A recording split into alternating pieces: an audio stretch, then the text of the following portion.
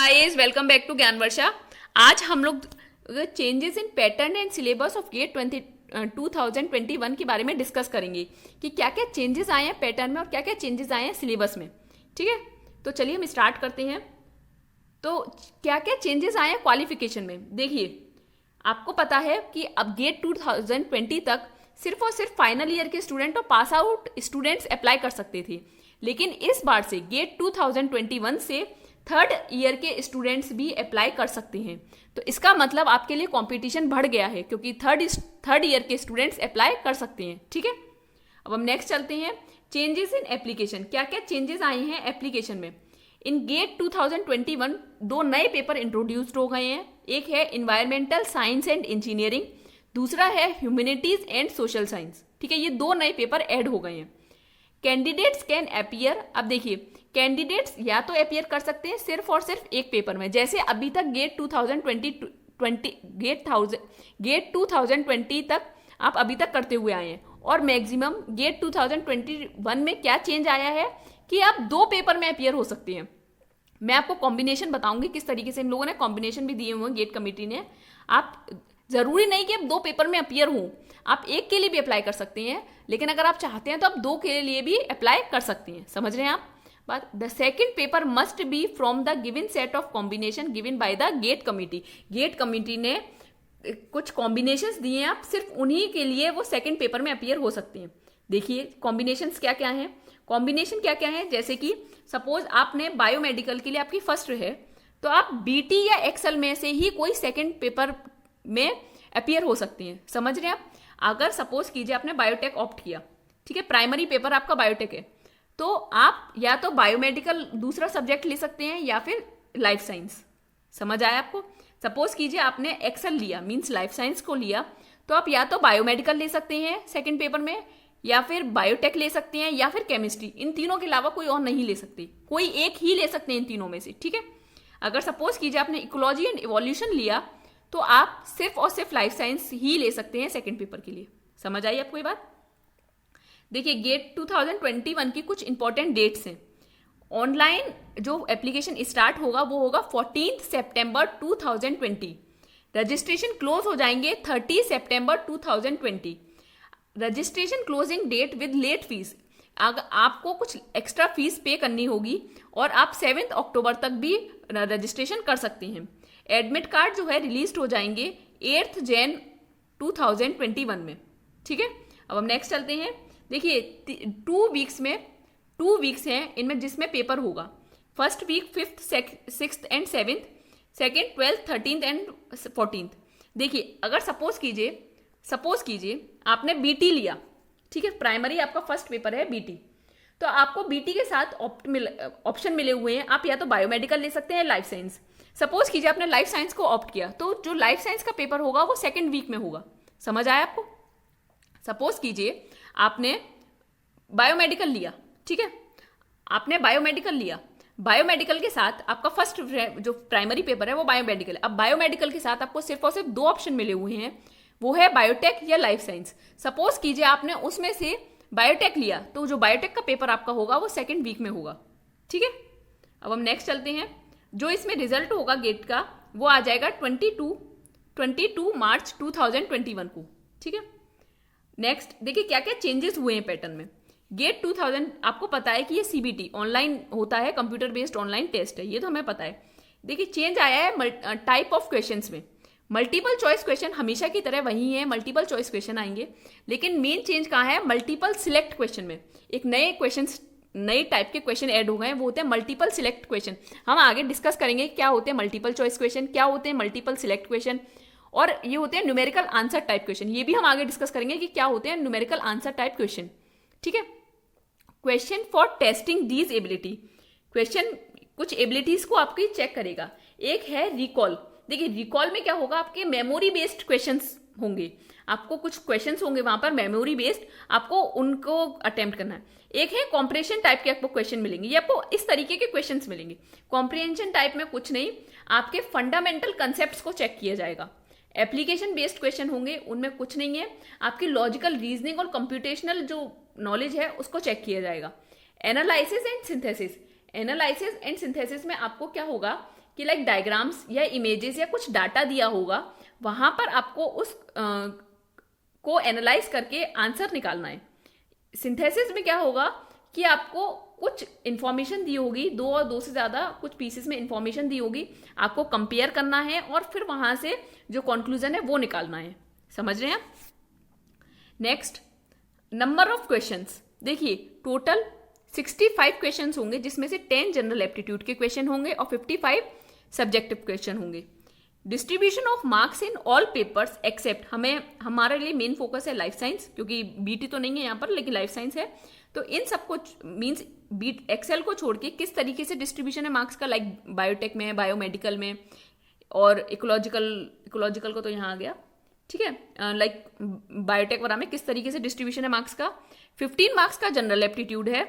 Engineering mathematics like आपकी हो गई, अगर हम इंजीनियरिंग मैथमेटिक्स में बात करें, कैलकुलस, मैट्रिक्स, ये जो आपके क्वेश्चन आते हैं एलजेब्रा से, like linear and non linear algebra के क्वेश्चंस आते हैं, ये सब इंजीनियरिंग मैथमेटिक्स में आता है, तो वो 13 मार्क्स का आएगा।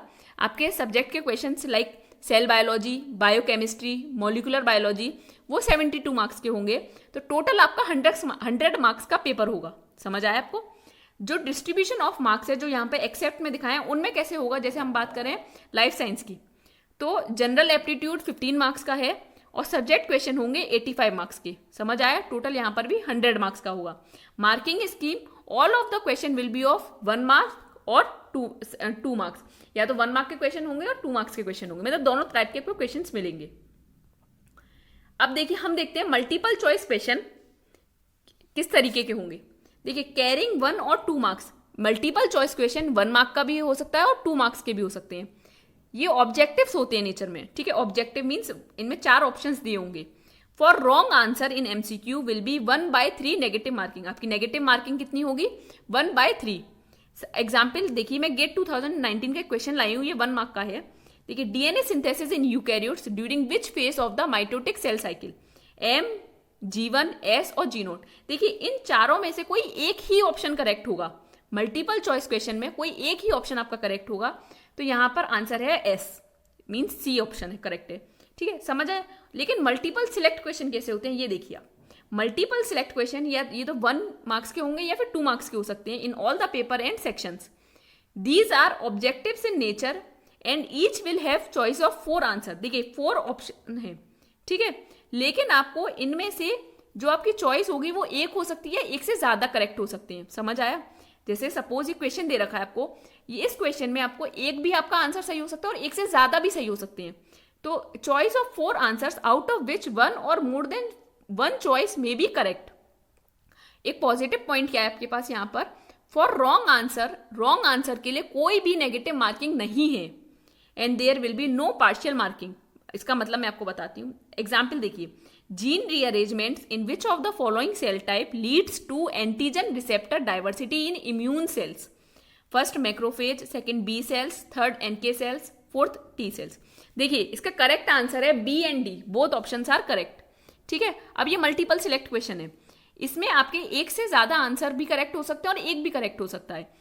तो अगर आपके बी एंड डी करेक्ट हैं, ठीक है, और आप कह रहे हैं आपने सिर्फ बी लिखा, ठीक है, तो आपको एक भी मार्क्स नहीं मिलेगा। आप कहेंगे अरे आधा है ये तो सही है, आधा मेरा सही है, लेकिन नहीं, आपको कोई आंसर नहीं, कोई मार्क्स नहीं मिलेगा। क्यों? क्योंकि आपको पूरा आंसर देना है। बी एंड डी अगर आप देते हैं तो आपको फुल मार्क्स मिलेंगे। अगर आप सी लिखते हैं तो आपके कोई भी मार्क्स नहीं कट होगा क्योंकि वो रॉन्ग है, ठीक है। तो कोई नेगेटिव मार्किंग नहीं है, लेकिन कोई पार्शियल मार्किंग भी नहीं मिलेगी आपको। समझ रहे हैं आप? अगर आप बी लिखते हैं और आप सोचें आपको मार्क्स मिल जाएंगे तो नहीं मिलेंगे, आपको लिखना है बी एंड डी बोथ। समझ आया? अब हम नेक्स्ट चलते हैं। नेक्स्ट है numerical answer type questions carrying 1 और 2 marks in most of the papers and sections. These are fill in the blank nature. Fill in the blanks means आपको blank दे रखा है, आपको यहाँ पे फिल करना है आंसर को। And calculation based question, calculation करनी होगी आपको, will be asked. For wrong answer यहां पर भी आपकी कोई भी नेगेटिव मार्किंग नहीं है। बहुत अच्छा पॉइंट है, आपके पास कोई भी नेगेटिव मार्किंग नहीं है। गेट 2019 में क्वेश्चन पूछा गया, ये 1 मार्क का है। The median value for the data set is, आपको कुछ डाटा सेट दिया हुआ है, आपको इसकी मीडियन वैल्यू निकालनी है, ठीक है। तो आपको यहाँ पर जो भी वैल्यू आएगी वो फिल करनी है। समझ आए आपको? लेकिन अगर आपका गलत होता है तो आपकी कोई नेगेटिव मार्किंग नहीं होगी, कोई भी मार्क्स नहीं कटेंगे। अब हम नेक्स्ट चलते हैं, हम चलते हैं सिलेबस की तरफ। देखिए ये जो सिलेबस है ये बायोटेक्नोलॉजी का मैं यहाँ पे डिस्कस कर रही हूँ आप लोगों से सिर्फ डिस्कस कर रही हूँ मैं, आप लेकिन आप इसको पूरी तरीके से एनालाइज कीजिएगा अपनी तरफ से। जो जितना मैंने एनालाइज किया, मैंने क्या नोटिस किया कि सिलेबस से रिमूव्ड क्या हुआ, इंजीनियरिंग मैथमेटिक्स में Fourier series, PDE, Laplace, heat and wave equations, ये 2 पार्ट इसमें रिमूव्ड हो गए हैं। क्या क्या ऐड हुआ है सिलेबस में, मैंने जो एनालाइज किया है, बायोकेमिस्ट्री में आपके बायोलॉजिकल मेम्ब्रेन में मेम्ब्रेन चैनल्स ऐड हो गए हैं, पंप्स ऐड हो गई हैं और मॉलिक्यूलर मोटर्स ऐड हो गई हैं। माइक्रोबायोलॉजी में antibiotics and anti microbial resistance add हो गया है। इम्यूनोलॉजी में immunization and vaccines portion add हो गया है। जेनेटिक्स एंड इवोल्यूशनरी बायोलॉजी, देखिए इवोल्यूशनरी बायोलॉजी ऐड हो गई है आपकी इस बार से, जिसमें population genetics, epigenetics, selection and inheritance, adaptive and neutral evolution, genetic drift, species and speciation add हो गया है। सेल बायोलॉजी में पोस्ट ट्रांसलेशन मॉडिफिकेशन ऐड हो गया है, protein trafficking, cell death and autophagy, extra cellular matrix, ये सब चीजें ऐड हुई हैं। मॉलिक्यूलर बायोलॉजी में regulation of gene expression add हुआ है, non coding and micro RNA भी ऐड हुआ है। गेट 2021 में ये सब चीजें आपकी ऐड हुई हैं। देखिए कुछ चीजें ऐड हुई हैं और कुछ चीजें शफल हो गई हैं, रीशफलिंग हो गई है। देखिए जैसे अगर मैं बात करूं, ये फंडामेंटल ऑफ बायोलॉजिकल इंजीनियरिंग आपकी पूरी ऐड हुई है। और अगर हम बात करें bio processing engineering and bioprocess biotechnology, आपकी ये सेक्शन पहले भी था, लेकिन जैसे up stream and down stream इन्होंने बिल्कुल एक अलग सेक्शन, उस सेक्शन में एक सब सेक्शन करके दे दिया है। ठीक है, तो आप ये पूरा अच्छी तरीके से एनालाइज कीजिएगा कि क्या क्या आपके बायो प्रोसेस इंजीनियरिंग में ऐड हुआ है और क्या क्या रिमूव हुआ है यहाँ से। ठीक है, अगर नेक्स्ट हम देखें section 6 plant, animal and microbial biotechnology, देखिए जो प्लांट में है ये पूरा पार्ट ऐड हुआ है, आर्टिफिशियल सीड्स, प्लाज्मिड ट्रांसफॉर्मेशन और सोमोक्लोनल वेरिएशन, ये सब चीजें ऐड हो गई हैं। और कुछ चीजें शफल भी हुई हैं, इधर उधर भी उन्होंने मिक्स की हैं, क्योंकि हर पार्ट को अलग किया गया है। लाइक ये माइक्रोब्स वाला पार्ट जो है आपका, ये आपके पहले आई थिंक बायो प्रोसेस में आता था, और लेकिन अब इन्होंने एक नया उसमें माइक्रोब्स करके नया उसमें एक दे दिया है, सब सेक्शन बना दिया है इसका। एनिमल्स में knockout and knock in animals भी ऐड हो गए हैं इस बार से। रिकॉम्बिनेंट डीएनए टेक्नोलॉजी भी देखिए, रिकॉम्बिनेंट डीएनए टेक्नोलॉजी यहाँ पर crisp arc, biosensing and biosensors add हुए हैं। ठीक है, अगर आप देखेंगे कि इम्यूनो एसेज ऐड हो गए हैं और माइक्रोस्कोपी, स्पेक्ट्रोस्कोपी पूरी ऐड हुई है। सेंट्रीफ्यूगेशन मुझे इसमें कहीं नहीं दिखा, आई थिंक ये रिमूव हो गया है सेंट्रीफ्यूगेशन यहाँ से इस बार। ठीक है, और HPLC वाला भी नहीं है इसमें इस बार। कंप्यूटेशनल बायो टूल्स में क्या क्या ऐड हो गया है, देखिए knowledge discovery in biochemical databases, metagenomics, metabolic engineering and system biology add हो गई है।